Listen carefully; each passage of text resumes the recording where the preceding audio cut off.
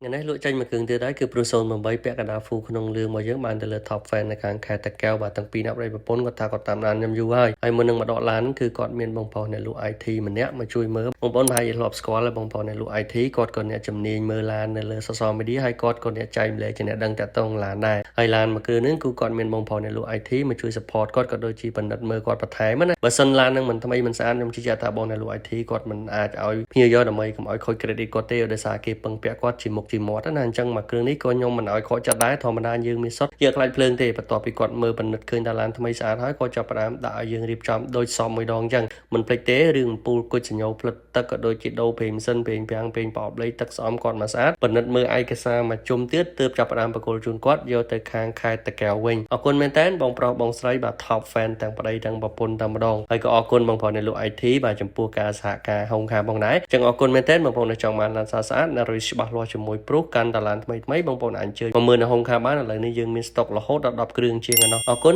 ជួបខ្ញុំនៅហុងខា